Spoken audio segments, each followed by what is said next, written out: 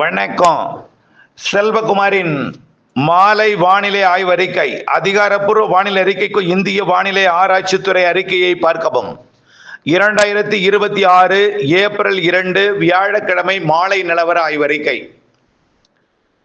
இந்த அறிக்கையில ஒரு சிறப்பு தகவல், நிறைய பேர் எல்னினோ வந்து விட்டதாமே, இதனால வெயில் கடுமையாக வாட்டுமாமே, 40 டிகிரிக்கு மேல போகுமாமே என்று நிறைய பேர் கேட்டுட்டே இருக்கீங்க. நிறைய பேர் பெரிய அளவிலே ஒரு பீதியும் அச்ச உணர்வுடனும் கேட்குறீங்க.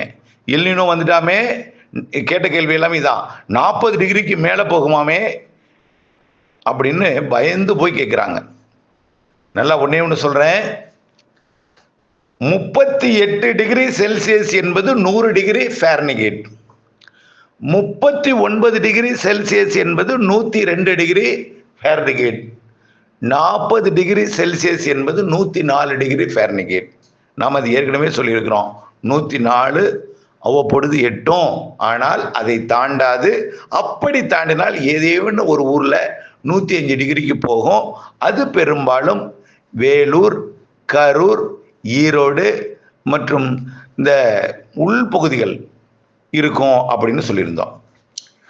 அதே வேளையில் பொள்ளாச்சி, உடுமலைப்பேட்டை, தாராபுரம், கரூர், தென்னிலை, அரவக்குறிச்சி மற்றும் பாளையங்கோட்டை, விருதுநகர், சிவகாசி, வெம்பக்கோட்டை, கோவில்பட்டி, சாத்தூர், மதுரை, இந்த பகுதியும் 100, 102 வரைக்கும் போகும் அப்படின்னு நம்ம சொல்லியிருந்தோம். அது போயிட்டு இனிமேல் 104க்கு போக வாய்ப்பில்லை.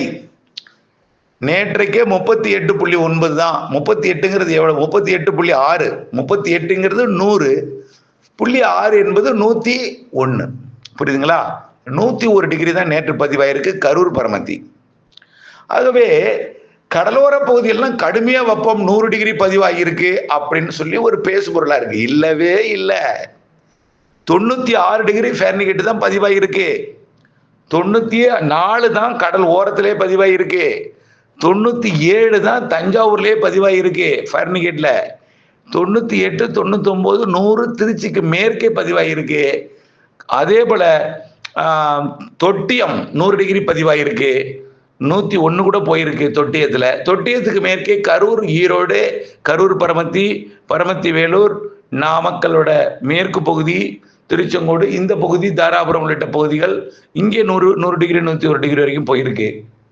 தென் மாவட்டங்களில் பாளையங்கோட்டையிலேருந்து விருதுநகர் வரைக்கும், மதுரை வரைக்கும் உள்ள பகுதியும் 100, 101 வரைக்கும் போயிருக்கு. 100 ஒரு சில இடங்களில் பதிவாயிருக்கு. 101 ஒரு இடங்களில், பெருசாக இல்லை. இதான் இந்த இடத்துல தான் அதிகமாக இருக்கும் வெப்பம். கடலோரம் பெரிதாக இல்லை.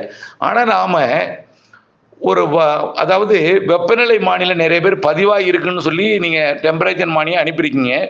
ஆனால் எப்படி அது பதிவாகி இருக்குன்னா, ஒரு சிமெண்ட் களம் இருக்குன்னா அந்த சிமெண்ட் தளத்தில் கீழே ஒரு தார் ரோடுன்னு வச்சுங்களேன், தார் சாலையில் வெப்பநிலை மானியம் போட்டால் கொஞ்ச நேரத்திலேயே அது கொதிக்கிற வெப்பம் உருவாயிடும். 100 டிகிரி தாண்டிடும். கொஞ்ச நேரத்திலேயே அது என்னாகும்? கொதிநிலை அடைஞ்சிடும். 100 டிகிரி செல்சியஸே அடையும். ஏன்னா தார் சாலையை வச்சு நாம் கணக்கு போடக்கூடாது.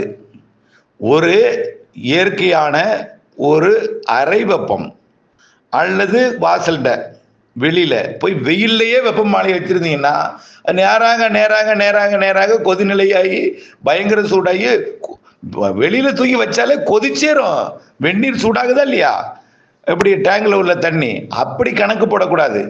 ஒரு வாகனத்தை டோரை மூடிட்டு திறந்தா கடுமையாக வெப்பமாக இருக்கும். கண்ணாடி வழியா உள்ள வெப்பம் அடிக்கும். அங்கே உள்ள வெப்பமானி இருக்கும். அந்த வெப்பமானி என்ன ஆகும்னா கடுமையாக காட்டும். அப்புறமா ஏசி போட்டதுக்கு அப்புறம் தான் குறையும். ஏன்னா காரோட கண்ணாடி அப்படியே சாய்வாக இருக்கும். 45 டிகிரிக்கு மேலேயும் சாய்வாக இருக்கும். நேரடியாக காருக்கு முன்னாடி இருக்கக்கூடிய வெப்பநிலை மானில அடிக்கும் பொழுது காரை திறந்தா வெப்பநிலை மானில நிறையா சூடு ஏறி இருக்கும். புரியுதுங்களா?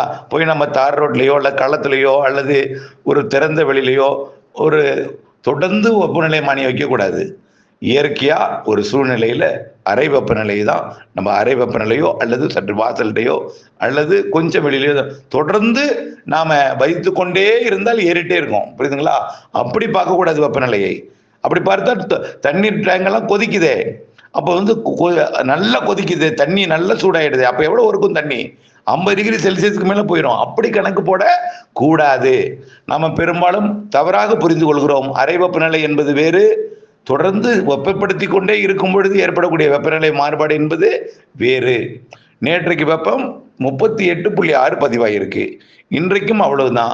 கரூர், பரமத்தி, ஈரோடு இந்த இடத்துங்கள்ல பதிவாயிருக்கு. புரியுதுங்களா? ரைட். இன்றைக்கும் அதே வெப்பம் தான், நாளைக்கும் அதே வெப்பம் தான் பதிவாகும். நாம கடலோர பகுதிகளில் திருவாரூர், மன்னார்குடி, நீடாமங்கலம் இந்த பகுதியில எல்லாம் நாம வெப்பம் 100 டிகிரியை எட்டல. ஆனால் சில இடங்களில் 100 டிகிரி எட்டியது போல உணரப்படுகிறது. காரணம் என்னன்னா, நாம வெயில்ல பழகியது கிடையாது. இரவு நேரத்துல கடுமையா குளிர்ச்சியா இருக்குது, பகல்ல அப்படியே கடுமை தலைகீழா மாறி இருக்கிறதுனாலதான் இந்த இது நம்முடைய தோல் பழகி போய்விட்டது. குளிர்சாதன வசதியிலையும் நிழல்கள்ல இருந்து கடும் உழைப்போ வெயில்ல எல்லாம் போகாததுனால அதிகமா தெரியுது. அவ்வளவுதானே தவிர வெப்பம் கடலோரம் இதுவரைக்கும் 100 எட்டல, உள்ளே தான் 100 எட்டி இருக்கு, 104 வரைக்கும் கூட போயிருக்கு. இப்படித்தான் வரக்கூடிய 6ஆம் தேதி வரைக்கும் இருக்கும். ஆனால் பொள்ளாச்சி உள்ளிட்ட பகுதிகளில் கொஞ்சம் குறையும். மேற்கு காற்று 3ஆம் தேதியிலிருந்து கொஞ்சம் வரும். மேற்கு காற்றுனா ஏதோ தென்மேற்கு பருவ காற்று தொடங்குறதுக்கு முன்னாடி உள்ள மேற்கு காற்று அல்ல. அரபிக்கடலிருந்து வரக்கூடிய மேற்கு காற்றும், வங்கக்கடலிருந்து உள்ள மேற்கு காற்றும், அதாவது எல்லாமே உயரழுத்த காற்று தான். வெப்பமடைந்து மேலிடும் பொழுது அது குளிர்வித்து கிழக்கு மேற்கு திசை காற்று சந்திப்பை ஏற்படுத்தி, ரெண்டுமே குளிர் காற்று தான். ஒன்று வெப்பமடைந்து மேற்கு போகும், ஒன்று மாலையில் குளிராக உள்ளே குளிர்விக்கும் காற்றாக மாறும். அதாவது குமரி முனையை சுற்றி கொண்டு வரும் அரபிக்கடல் காற்று, அதுதான் உள்ள நுழையும். காற்று சுழற்சியும் குமரி முனையில் அடைய போகுது. அதாவது குமரி முனை மற்றும் மன்னார் வளைகுடா அருகே ஒரு காற்று சுழற்சி அமைய போகுது. 5ஆம் தேதியிலிருந்து 10ஆம் தேதி வரைக்கும் மாலை இரவு வெப்பச்சலன மழைப்பொழிவு சொல்லியிருக்கிறோம். 3ஆம் தேதியே தென் மாவட்ட மேற்கு தொடர்ச்சி மலைப்பகுதிகளில் தொடங்கும்னு சொல்லியிருக்கிறோம். நாளை தான் 3ஆம் தேதி கன்னியாகுமரி, திருநெல்வேலி, தென்காசி, தேனி, விருதுநகர் மாவட்ட மேற்கு பகுதியிலையும் ஆங்காங்கே தொடங்கும். 4ஆம் தேதி உறுதியாக கொஞ்சம் தென் மாவட்டங்கள் கூடுதல் பரப்பல தொடங்கும். தென் கடலோரமும் தொடங்கும். 5ஆம் தேதி டெல்டா, தென் கடலோரம், தென் மாவட்டங்களின் உள்பகுதி, தென் மாவட்ட மேற்கு தொடர்ச்சி மலை, மேற்கு மாவட்டங்கள் மற்றும் டெல்டா மாவட்டங்கள் இருக்கும். 6, 7, 8 தேதிகளில் வட உள் மாவட்டங்கள், வடகடலோரம், ஆந்திர, கர்நாடக எல்லையோரமும் மழைப்பொழிவை கொடுக்கும். இதுதான் இப்பொழுதைக்கு இருக்கு. ஆக வெப்பத்தை பற்றி அச்சப்பட வேண்டாம். இப்ப ஏதும் எல்னினோலாம் வரல. எல்னினோ அடுத்த ஆண்டு வரும்னு பல வானிலை வல்லுநர்கள் கணித்திருக்கிறாங்க. நம்மை பொறுத்த வரைக்கும் அது நடுநிலையாக தான் இருக்குன்னு நம்முடைய கணித்திருக்கிறோம். வெப்பம் வங்கக்கடல்லையும் அரபிக்கடல்லையும் உயர்ந்திருக்கு. இதனால இந்த தாக்கம், இதனால காற்றழுத்த தாழ்வு நிலையும் இந்த ஏப்ரல் மாதம் 18 தேதியில 18லிருந்து 25க்குள்ள உருவாகும். ஒருவேளை கொஞ்சம் தாமதம் ஏற்பட்டால் ஏப்ரல் மாத இறுதி வாரத்துல வலுவான ஏப்ரல் மாத இறுதி வாரத்துல உருவாவதற்கு வாய்ப்பு பிரகாசமாக இருக்கிறது. ஆகவே ஏப்ரல் மாத இறுதி வாரம் என்பது ஒரு 22ஆம் தேதியிலிருந்து 30ஆம் தேதிக்குள்ள, ஆனால் 19ஆம் தேதிக்கு மேலே வாய்ப்பு இருக்கு. உறுதியாக ஏப்ரல் மாத இறுதி வாரம், இந்த மாத இறுதி வாரத்துல இருக்கு தாழ்வு நிலை வங்கக்கடல்ல. அரபிக்கடல்லையும் வாய்ப்பு இருக்கு. தாமதம் ஏற்படும் பட்சத்தில் மே முதல் வாரத்துல அரபிக்கடல்ல வாய்ப்பு இருக்கு. அரபிக்கடல், வங்கக்கடல் ரெண்டுலையுமே ஏப்ரல் இறுதி வாரம் அல்லது மே முதல் வாரத்துல நிகழ்வு உருவாவதற்கு சாதகமா இருக்கிறது. ஆகவே அது தொடர்பாக அது எங்கே மழை தரும், எங்கே கடக்கும், எங்கே போகும், எங்கே அது தமிழ்நாட்டுக்கு நெருங்கி வந்தாதான் மழை, தொலைவில் போன வெயிலை கூடுதலாக கொடுக்கும். இவையெல்லாம் நிறைய செட்டிங் எல்லாம் மாற்றும். செட்டிங் எப்படி செட் ஆகுதுங்கிறத பார்க்கணுமே தவிர, கோடையில் மழையும் இருக்கிறது, வெயிலும் இருக்கிறது. வெயிலை பொறுத்த வரைக்கும் 104 டிகிரி ஏற்கனவே நம்ம சொல்லியிருக்கிறோம். அதுவும் எங்க ஒரு சில இடங்கள்ல உள்பகுதிகளில் இப்பொழுதைக்கு திருச்சிக்கு மேற்கே ஈரோடுக்கு இடைப்பட்ட பகுதியில் உருவாகி சேலம் போன்ற பகுதிகளில் அதிகரித்து பிறகு வேலூர் மாவட்டங்களில் மே மாதம் ஏப்ரல் மேல உருவாகும். ஏப்ரல் இறுதி வாரத்தில், மே முதல் வாரம் 2வது வாரத்துல எல்லாம் வேலூர் மற்றும் திருத்தணி போன்ற பகுதிகளில் உயரும். இப்பொழுது சூரியன் குத்துக்கதிர் குமரி முனையை தொட்டு கொண்டிருக்கிறது, தொட இருக்கிறது. 10ஆம் தேதி ஏப்ரல் 10 குமரி முனை, 11, 11, 12, 13, 14, 15ஆம் தேதி டெல்டா மத்திய மாவட்டங்கள் வரும். 27ஆம் தேதி சென்னையை விட்டு விலகி ஆந்திர பிரதேசம் போகும். இந்த நாளில் சூரியன் குத்துக்கதிர் விழுந்தாலும் காற்று சுழற்சி, வெப்பச்சலன இடிமழை பொழிவு தர இருக்கிறது. ஏப்ரல் இறுதியில் வலுவான நிகழ்வு கண்டிப்பா இருக்கு. வங்கக்கடல்ல, அரபிக்கடல்ல மே முதல் வாரத்துல கண்டிப்பாக நிகழ்வு இருக்கிறது.